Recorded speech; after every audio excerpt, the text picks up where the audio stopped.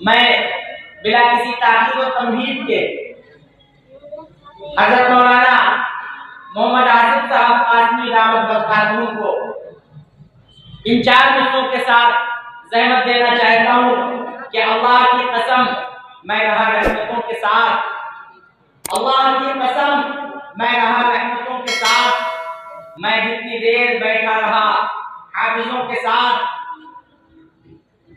اللہ کی قسم میں رہا رحمتوں کے ساتھ، میں جتنی دیر بیٹھا رہا حافظوں کے ساتھ، وہ بچ گئے زمانے کے مکر و فریب سے جو لوگ چلنا سیکھ گئے عالموں کے ساتھ۔ ان 4 چیزوں کے ساتھ میں مقرر شعلہ بیان حضرت مولانا محمد آصف صاحب قاسمی دعوت برکاتہ کو زحمت دیتا ہوں کہ حضرت والا تشریف لائیں اور اپنے مواعظ حسنہ سے ہم سب کے قلوب کو منور و مجدہ فرمائے۔ وعلى سيد الأنبياء والمرسلين أما بعد فأعوذ بالله من الشيطان الرجيم بسم الله الرحمن الرحيم وما أمروا إلا ليعبدوا الله مخلصين له الدين صدق الله مولانا العظيم۔ معزز سامعین، محترم بزرگوں اور دوستوں اور عزیز طلباء، پردہ نشین خواتین اسلام، اللہ تبارک و تعالی نے ہم اور آپ کو بے شمار نعمتوں سے نوازا ہے۔ اتنی نعمتیں ہمیں اللہ نے عطا فرمائی ہیں کہ جن کا شمار اور جن کا اندازہ ہماری قوت سے باہر ہے، اور ساری نعمتوں سے ہم مستفید بھی ہو رہے ہیں، فائدہ بھی اٹھا رہے ہیں۔ کتنی نعمتیں ہیں، یوں کہہ لیجئے برسات میں جس طریقے سے بارش کے قطرات آسمان سے ہم پر برستے ہیں تو انہیں اگر کوئی گننا چاہے تو بارش کے قطرات کو گن نہیں سکتا۔ ایسے ہی اللہ کی رحمتیں، اللہ کی نعمتیں ہم پر بارش کے قطرات کی طرح برستی رہتی ہیں، تو جس طریقے سے بارش کے قطرات کا گننا ناممکن ہے، ایسے ہی اللہ کی نعمتوں کا شمار بھی ناممکن ہے۔ خود اللہ فرماتے ہیں وَإِن تَعُدُّوا نِعْمَةَ اللَّهِ لَا تُحْصُوهَا، کہ اگر تم اللہ کی نعمتیں گننا چاہو تو گن نہیں سکتے، لیکن ان تمام نعمتوں سے فائدہ اٹھانے کے لیے انسان کے پاس ایک نعمت ضروری ہے۔ اگر وہ نعمت ہے تو انسان دوسری نعمتوں سے فائدہ اٹھا سکتا ہے، اور اگر وہ نعمت نہیں تو انسان فائدہ نہیں اٹھا سکتا۔ وہ نعمت کون ہے جو تمام نعمتوں سے فائدہ اٹھانے کے لیے ضروری ہے؟ وہ ہے انسان کی نعمت، انسان کی زندگی۔ اگر انسان کے پاس زندگی ہے تو ساری نعمتوں سے فائدہ اٹھا سکتا ہے، اور زندگی اللہ کی ایک عظیم نعمت ہے، یہ ایک بڑی نعمت ہے، اور ایسی نعمت ہے کہ تمام دنیا کی نعمتوں سے فائدہ اٹھانے کے لیے یہ نعمت ضروری ہے۔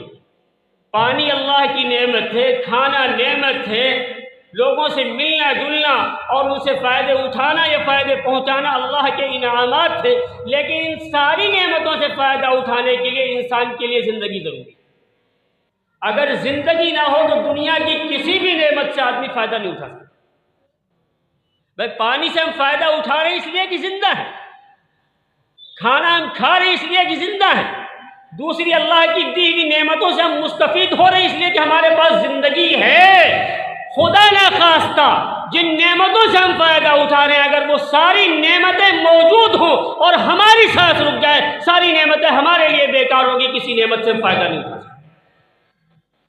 کتنی عظیم نعمت ہے ہماری زندگی جو اللہ نے عطا فرمائی۔ زندگی کتنی ہے ہماری؟ کتنے دن کی اللہ نے زندگی دی؟ ہم سمجھتے ہیں اللہ نے زندگی دی ہمیں 50 سال، 60 سال، 70 سال، 80 سال، یا بہت زیادہ 100 یا اس سے کچھ متجاوز۔ اتنی زندگی ہم سمجھتے ہیں اللہ نے دی، بالکل نہیں، اللہ نے اتنی طویل زندگی عطا فرمائی ہے کہ جب تک ہم زندہ نہیں تھے تو نہیں تھے، زندگی مل گئی تو زندگی ایسی نعمت ہے جس پر فنا نہیں، جسے زندگی مل گئی تو زندگی ملنے کے بعد کوئی زندگی کبھی ختم ہونے والی چیز نہیں، یعنی زندگی ایک لامحدود۔ حضرت امام غزالی رحمۃ اللہ علیہ فرماتے ہیں انسان کی زندگی ازلی تو نہ صحیح لیکن ابدی ضرور ہے۔ ابدی ہونے کا مطلب اور ازلی ہونے کا مطلب کیا ہے؟ ازلی کا مطلب یہ جو ہمیشہ سے ہو، ابدی کا مطلب ہے جو ہمیشہ رہے۔ تو یہ تو اللہ کی ذات ازلی بھی ہے، ابدی بھی ہے، ہمیشہ سے ہے بھی اور ہمیشہ رہے گی بھی۔ لیکن انسان کی زندگی کے بارے میں، انسان کے بارے میں امام غزالی فرماتے ہیں انسان ازلی تو نہیں ہے لیکن ابدی ضرور ہے۔ کیا مطلب؟ ہمیشہ سے ہے تو نہیں لیکن رہے گا ہمیشہ۔ انسان کی زندگی ازلی نہیں یعنی ہمیشہ سے ہے نہیں، ابدی ضرور ہے یعنی جب سے زندگی مل گئی پھر اس کے بعد وہ ہمیشہ رہنے والی ہے، ختم ہونے والی نہیں۔ آپ سوچ رہے ہوں گے زندگی ختم ہونے والی نہیں، ہم تو دیکھتے ہیں 50 60 70 سال جینے کے بعد آدمی دنیا سے چلا جاتا ہے۔ ایسا نہیں، وہ ہماری ایک سوچ ہے۔ موت انسان کی زندگی کو ختم کرنے والی چیز نہیں ہے، بلکہ موت کسے کہتے ہیں؟ ایک جگہ سے دوسری جگہ منتقل ہونے کا نام موت۔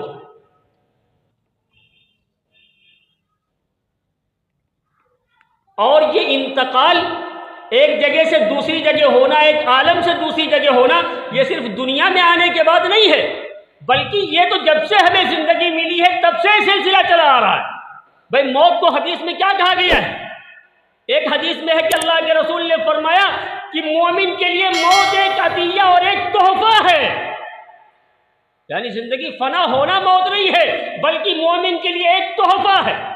ایک روایت میں فرمایا گیا الموت جسر یوصل الحبیب الی الحبیب، موت ایک ایسا پل ہے جو ایک دوست کو اپنے دوست سے ملاتا ہے اور ملاقات کراتا ہے۔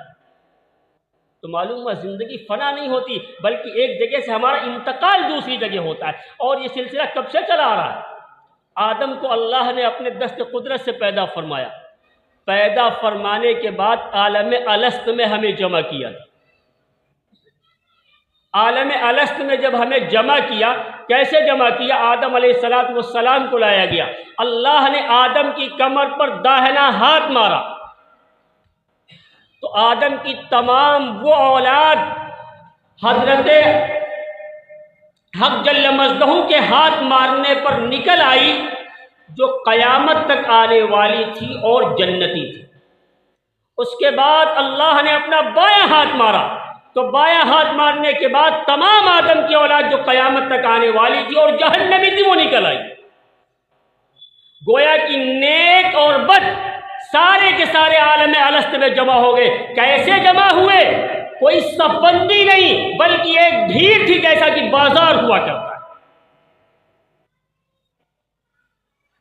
حضرت مولانا قاسم نانوتوی رحمۃ اللہ علیہ فرمایا کرتے تھے کہ عالم الست میں لوگ کیسے کھڑے کیے گئے تھے کہ دنیا میں آنے کے بعد جن کی آپس میں دوستی ہونی ہے ان کو آمنے سامنے کھڑا کیا گیا تھا، جن کی دشمنی ہونی تو عالم الست میں ان کی پیٹھیں ایک دوسرے سے ملا دی گئی تھی، جس کے ساتھ نکاح ہونا تھا دنیا میں جانے کے بعد اس کو اس کے بازو میں کھڑا کیا گیا تھا۔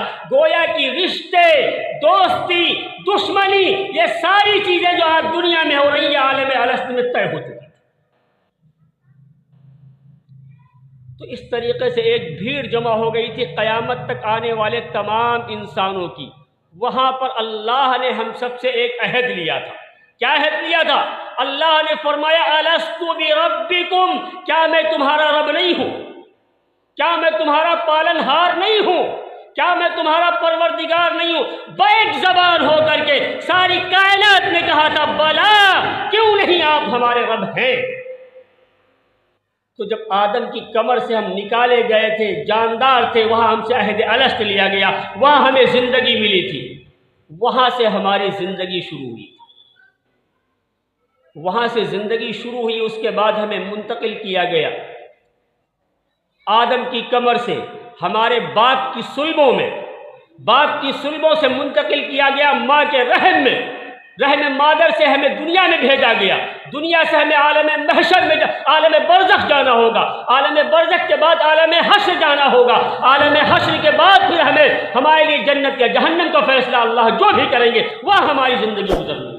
تو معلوم ہوا زندگی ملی تھی، ملنے کے بعد ہمارا انتقال ہوتا گیا، آدم کی کمر سے نکلے، باپ کی سلبوں میں آئے، باپ کی سلب سے ہمارا انتقال ہوا رحم مادر میں، وہاں سے انتقال ہوا عالم دنیا میں، عالم دنیا سے ہمارا انتقال ہوا عالم برزخ میں، عالم برزخ سے انتقال ہوگا عالم حشر میں، عالم حشر میں انتقال ہوگا جنت یا جہنم میں۔ تو زندگی ملی تھی، اس کے بعد ختم نہیں ہوئی، ہمارے جہان بدلتے چلے گئے۔ ہماری زندگی جو مل گئی تھی وہ آج بھی باقی ہے، اور برزخ میں بھی رہے گی، محشر میں بھی رہے گی، جنت میں بھی رہے گی، جہنم میں بھی رہے گی، بس ہمارے جہان بدلتے چلے گئے۔ تو اب کتنی طویل نعمت ہے زندگی کہ ملی تھی جب آدم کے کمر سے نکالے گئے تھے، اور اس کے بعد ہم چلتے چلے گئے، سفر کرتے چلے گئے، باپ کی سلب میں آئے، کچھ دن وہاں رکے، رحم مادر میں آئے، کچھ دن وہاں قیام ہوا، دنیا میں آئے، کچھ دن یہاں مقیم رہیں گے، یہاں سے عالم برزخ میں قیام رہے گا، عالم برزخ سے انتقال کے بعد عالم محشر میں بھی۔ عالم محشر کوئی ایک دن کا مسئلہ نہیں ہے، عالم محشر کا ایک دن قرآن کہہ رہا ہے 50,000 سال کا ہوگا، معلوم ہو وہاں بھی ہمیں ایک طویل مدت تک رہنا ہوگا، اس کے بعد جنت یا جہنم کا فیصلہ ہوگا۔ تو زندگی آدم کی کمر سے نکلنے کے بعد ہمیں ملی تھی، اور کہاں ختم ہوگی؟ کبھی نہیں، صرف ہم ایک جگہ سے دوسری جگہ جاتے رہیں گے، اور ظاہر سی بات جانے کے لیے باپ کی سلب میں تھے تو ہماری حیثیت الگ تھی، رحم مادر میں آئے تو ہماری حیثیت الگ تھی، رحم مادر سے دنیا میں آئے تو ہماری حیثیت الگ ہے، اور جب ہم دنیا سے عالم برزخ میں جائیں گے تو حیثیت الگ ہوگی، محشر میں آئیں گے تو حیثیت الگ ہوگی، جنت یا جہنم میں پہنچیں گے تو حیثیت الگ ہوگی، لیکن زندگی ہماری بہرحال ہماری نہیں پہنچے گی۔ تو صرف انتقال ہو رہا ہے، ایک جگہ سے دوسری جگہ ہم جا رہے ہیں، لیکن ہماری زندگی پہ فنا طاری نہیں ہو رہی، صرف اگر موت بھی آئے گی تو ایک جگہ سے ہمیں دوسری جگہ جانا ہوگا، اسی لیے موت کو کیا کہتے ہیں؟ انتقال ہوا۔ انتقال کے مطلب ہے ایک جگہ سے دوسری جگہ چلے جانا، تو ہم ایک جگہ سے دوسری جگہ جائیں گے، ایک جہاں سے دوسرا جہاں بدلے گا، موت نہیں آئے گی، ہم مرنے والے نہیں، زندگی ختم ہونے والی چیز نہیں۔ تو اندازہ لگاؤ یہ کتنی بڑی نعمت ہے زندگی، کہ کب ملی تھی؟ جب آدم کو اللہ نے پیدا کیا تھا۔ ختم کب ہوگی؟ کبھی نہیں، جنت میں زندگی ہمیشہ کی رہے گی، جہنم میں جو لوگ ہوں گے ان کی بھی زندگی ختم ہونے والی نہیں۔ تو ایسی بڑی نعمت اللہ نے ہمیں عطا فرمائی زندگی۔ اب یہ اتنی طویل زندگی، اتنی بڑی نعمت اللہ نے جو ہمیں عطا فرمائی ہے، اس بڑی نعمت کا مقصد کیا ہے؟ اتنی بڑی نعمت اللہ نے دی کیوں؟ اس بڑی نعمت کا مقصد کیا ہے؟ یہ اتنی طویل زندگی جو ہمیں ملی وہ اللہ نے کس مقصد کے لیے عطا کی؟ اللہ نے جو ہمیں یہ زندگی دی ہے، آدم سے ہماری زندگی شروع ہوئی اور کبھی فنا نہیں ہوگی۔ اتنی طویل زندگی کا مقصد کیا ہے؟ اتنی طویل زندگی کا مقصد بھی کیسا ہونا چاہیے بھائی؟ بالکل واضح بات ہے، لمبی چوڑی زندگی، 100-200 سال کی زندگی نہیں، بڑی زندگی۔ تو اس کا مقصد بھی ایسا ہوگا جو عظیم، کوئی چھوٹا مقصد نہیں ہو سکتا۔ بھائی بڑی نعمت ہے زندگی تو مقصد بھی کیسا ہوگا؟ بڑا ہوگا۔ اور پھر دوسری چیز یہ ہے کہ زندگی چونکہ کمزور ہو، بچہ ہو، بوڑھا ہو، جوان ہو، جنتی ہو، جہنمی ہو، جیسا بھی ہو، جسے زندگی ملی تو جو زندگی کا مقصد ہے وہ زندگی پانے والا اسے انجام بھی دے سکے، اتنا آسان ہونا چاہیے۔ دو چیزیں ہیں مقصد کے لیے۔ پہلی چیز یہ کہ زندگی اتنی طویل ہے تو مقصد بھی کیسا ہونا چاہیے؟ اتنی طویل، جتنی طویل زندگی ہے اتنا ہی طویل مقصد ہو، کہ جیسے زندگی کبھی ختم ہونے والی نہیں، ایسے ہی مقصد بھی ایسا ہو جو کبھی ختم ہونے والا نہ ہو۔ اور دوسری چیز کیا ضروری ہے کہ زندگی ملی تو زندگی پانے والے بچے بھی ہوں گے، جوان بھی ہوں گے، بوڑھے بھی ہوں گے۔ یا عالم الست میں تو ہماری حیثیت تو بالکل ایک چونٹی کی طرح تھی۔ تو جب سے زندگی ملی ہے تو ہر زندگی پانے والا کمزور ہو، ضعیف ہو، طاقتور ہو، بچہ ہو، جوان ہو، بوڑھا ہو، جیسا بھی ہو، اتنا آسان مقصد ہو کہ ہر ایک زندگی پانے والا اسے انجام دے سکے۔ تو یہ دو چیزیں بالکل مقصد زندگی کے لیے لازمی ہے کہ جب زندگی طویل ہے تو مقصد بھی کبھی نہ فنا ہونے والا، کبھی ختم ہونے والا نہ ہو۔ بھائی زندگی کبھی نہ ختم ہونے والی ہے تو مقصد بھی کیسا ہونا چاہیے زندگی کا، جو زندگی بھر رہے، یعنی کبھی ختم ہونے والا نہ ہو۔ اور جب زندگی ملی ہے تو زندگی پانے والے کمزور، جوان، بوڑھے، بچے سب ہیں، تو مقصد بھی ایسا ہو جسے سب کر سکے، جسے سب انجام دے سکے۔ وہ مقصد کیا ہے؟ ذرا آپ غور کیجیے، اگر زندگی کا مقصد کارخانے لگانا ہو تو کیا دنیا میں آنے والا ہر شخص، بچہ، بوڑھا، جوان، صحت مند اور بیمار، ہر ایک کارخانہ چلا سکتا ہے؟ ارے چلا سکتا ہے؟ فیکٹریاں لگا سکتا ہے ہر شخص؟ دیانت کے ساتھ بتائیے، کیا ہر ایک شخص اس قابل ہے کہ اگر زندگی کا مقصد فیکٹریاں لگانا ہو تو کیا ہر شخص فیکٹری لگانے کی قدرت رکھتا ہے؟ بھائی زندگی ہمیں بھی ملی، ایک بچے کو بھی ملی، ایک جوان کو بھی ملی، ایک بوڑھے کو بھی ملی، ایک صحت مند کو بھی ملی، ایک بیمار کو بھی ملی، تو کیا ہر ایک شخص کارخانہ چلا سکتا ہے؟ ارے چلا سکتا ہے۔ زندگی ملی ہے تو زندگی کا مقصد ایسا ہو کہ ہر زندگی پانے والا کر سکے، کارخانہ ہر ایک نہیں لگا سکتا۔ اچھا کیا فیکٹری لگا نہیں سکتا؟ کیا ہر آدمی فیکٹری میں مزدور بن کے کام کر سکتا ہے؟ چاہے وہ 2 سال کا بچہ ہو یا 70 سال کا بوڑھا ہو؟ ارے ہر آدمی کر سکتا ہے، چاہے وہ جوان ہو، صحت مند ہو، اور چاہے بستر مرض میں پڑا ہو۔ کیا ہر آدمی، ہر زندگی پانے والا کوئی کارخانے میں یا فیکٹری میں جا کر کے مزدوری کر سکتا ہے؟ ارے کر سکتا ہے، جوان کر لے گا، صحت مند کر لے گا، جو بستر مرض پہ پڑا ہے کیا وہ شخص مزدوری کر سکتا ہے؟ کیا 4 سال کے بچے کو بھیج دیا جائے کسی فیکٹری میں، کیا وہ مزدوری کر سکتا ہے؟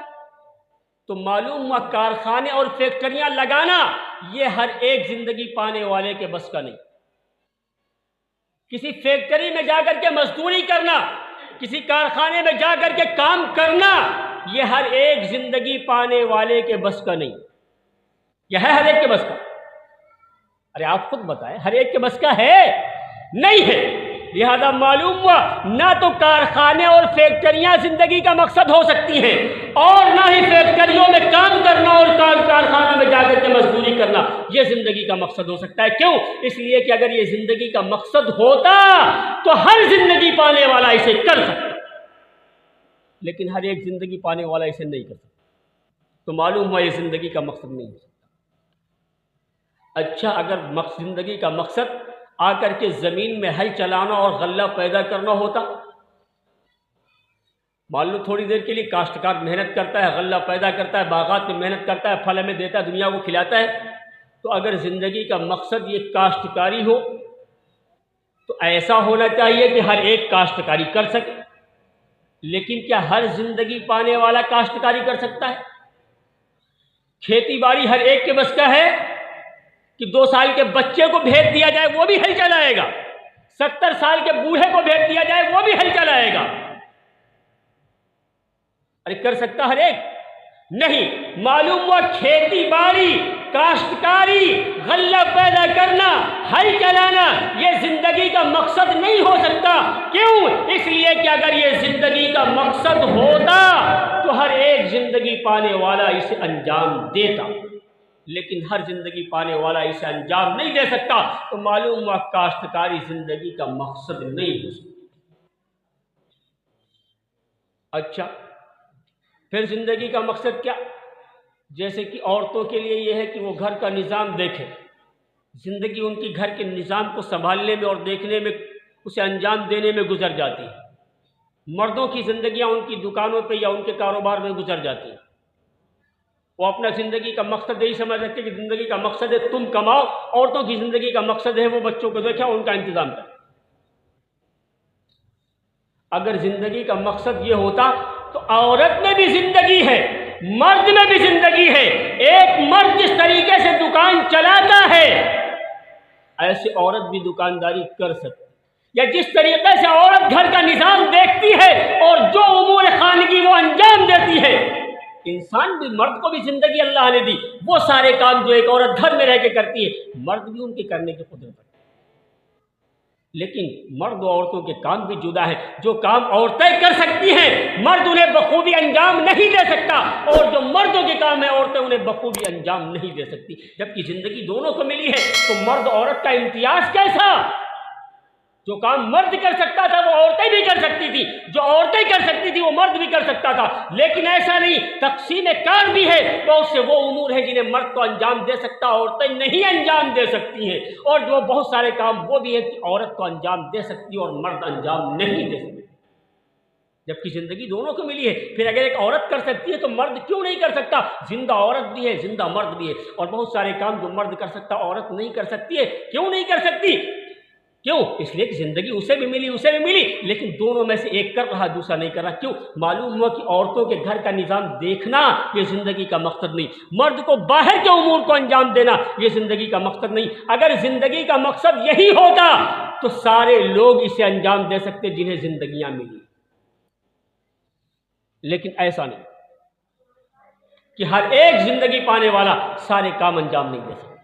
ہاں، تو معلوم ہوا زندگی کا مقصد کارخانے اور فیکٹریاں لگانا نہیں، زندگی کا مقصد کھیتی باڑی نہیں، زندگی کا مقصد کاشتکاری نہیں، زندگی کا مقصد باغ لگانا اور پھل تیار کر کے دنیا کو دینا نہیں، زندگی کا مقصد غلہ اگانا نہیں، زندگی کا مقصد خانگی امور کو انجام دینا نہیں، زندگی کا مقصد گھر کے باہر کے کام دیکھنا نہیں، بلکہ زندگی کا مقصد تو ایسا ہونا چاہیے کہ جو اتنا آسان ہو کہ ہر زندگی پانے والا انجام دے سکے۔ ایسا کون سا کام ہے؟ ایک بات تو یہ میں نے بتائی، دوسری یہ بھی بتائی تھی ابھی کہ ہر زندگی پانے والا اسے کر سکے اور زندگی بھر ساتھ دے سکے وہ کام۔ تو اب اگر کھیتی باڑی زندگی کا مقصد ہے تو اولاً تو ہر ایک کر نہیں سکتا، پھر یہ بتائیے کہ کھیتی باڑی یہ ہمارے ہمیشہ رہنے والی چیز ہے؟ کارخانے کیا ہمیشہ رہنے والے ہیں؟ مزدوری کیا ہمیشہ رہنے والی چیز ہے؟ گھریلو امور کیا ہمیشہ رہنے والے ہیں؟ دکانداری کیا ہمیشہ رہنے والی؟ تو یہ ساری چیزیں ختم ہونے والی بھی، تو نہ تو یہ اتنی آسان ہے کہ ہر ایک کر سکے، اور نہ ایسے ہے کہ زندگی بھر یہ ہمارے ساتھ رہ سکے۔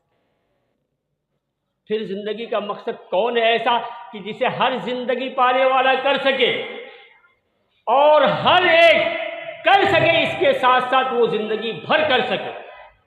وہ کون سی چیز ہے؟ قرآن نے زندگی کا مقصد بیان کیا۔ حضرت حق جل مجدہ ارشاد فرماتے ہیں، ما خلقت الجن والانس الا لیعبدون، کہ ہم نے انسان اور جنات کو صرف اور صرف اپنی عبادت کے لیے پیدا کیا۔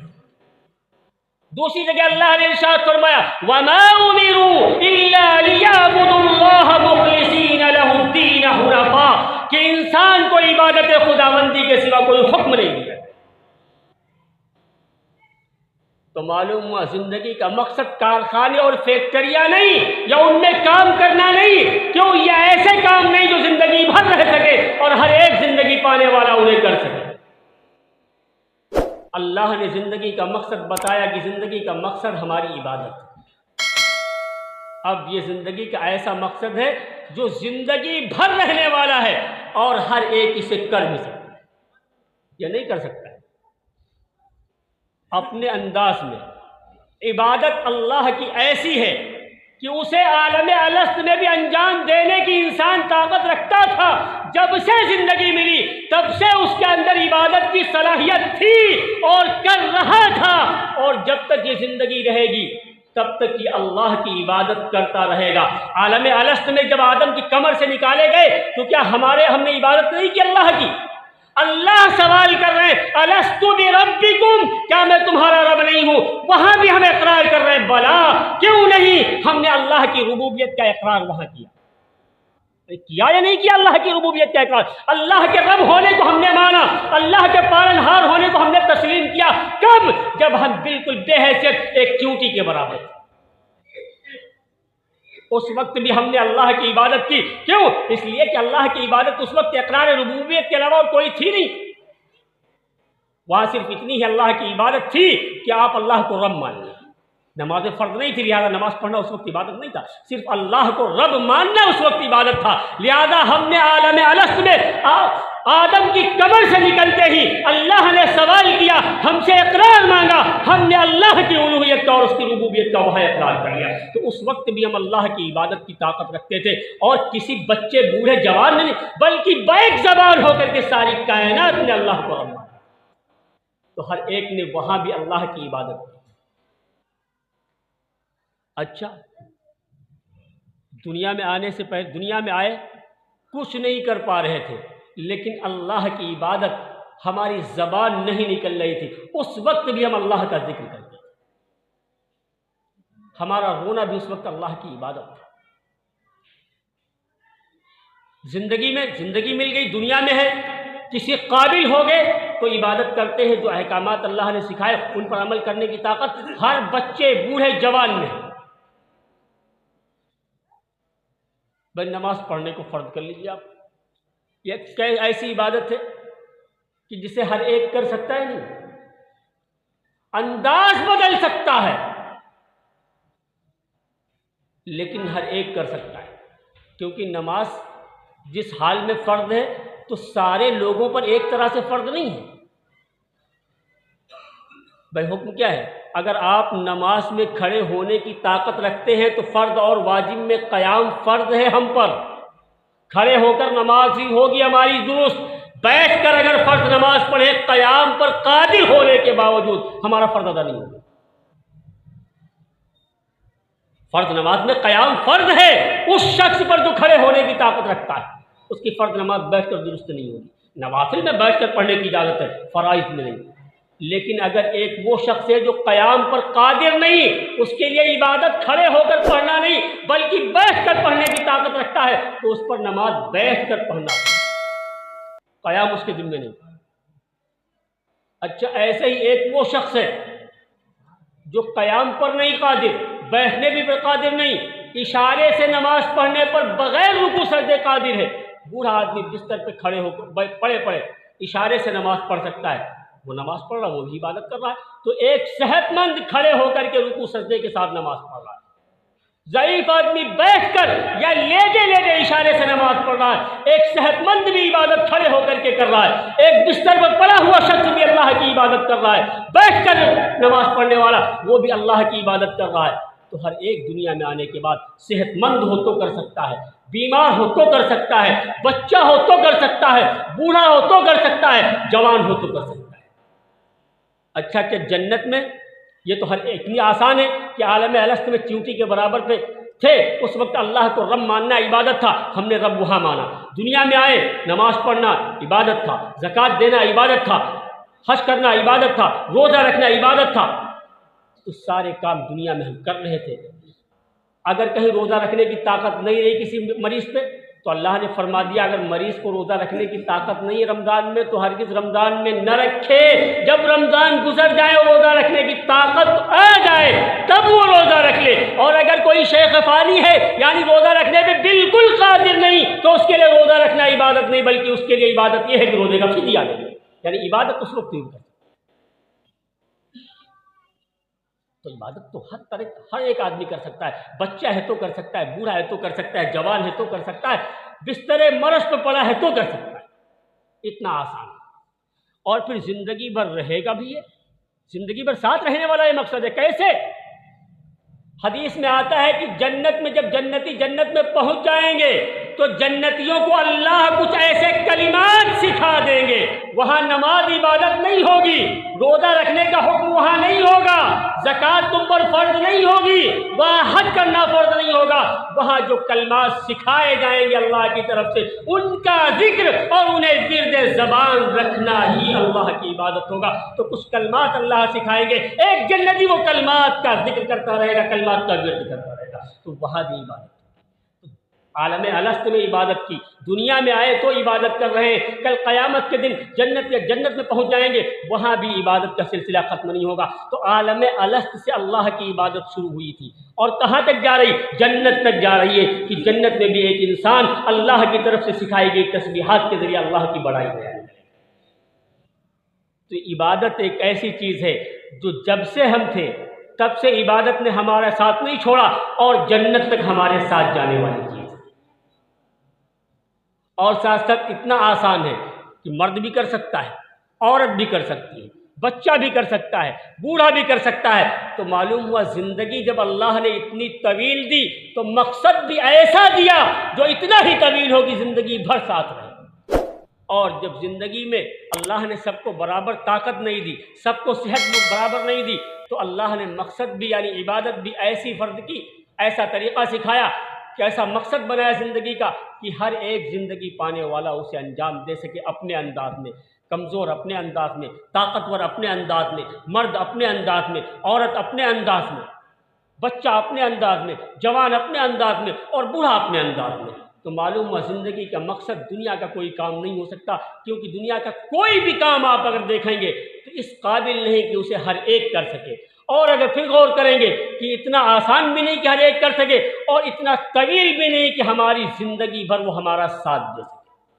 لیکن اللہ کی عبادت ایک ایسی چیز ہے کہ جو اتنا آسان ہے کہ اسے ہر ایک کر بھی سکتا ہے، اور اتنا طویل مقصد ہے کہ ہمارا کبھی وہ ساتھ بھی چھوڑنے والا نہیں۔